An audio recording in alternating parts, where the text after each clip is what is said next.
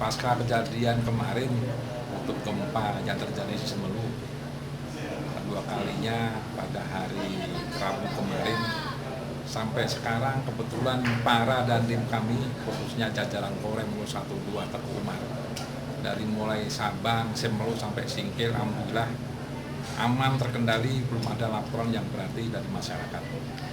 Secara berangsur-angsur sudah kembali, hari ini alhamdulillah sudah kembali. Terima kasih karena kita tampung, kita siapkan sarana, terus kemudian juga mereka merasa aman karena kediaman yang ditinggal. Kita patroli dengan pihak kepolisian, jangan sampai terjadi penjaraan oleh orang-orang yang tidak bertanggung jawab.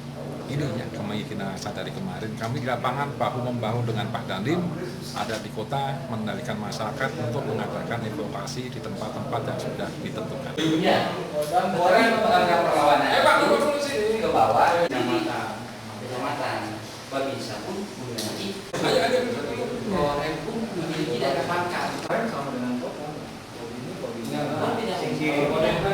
Kalau Korem 2 Korem, Korem mana yang jadi pangkat?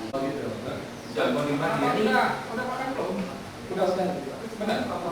Saya tenang. Dari luas.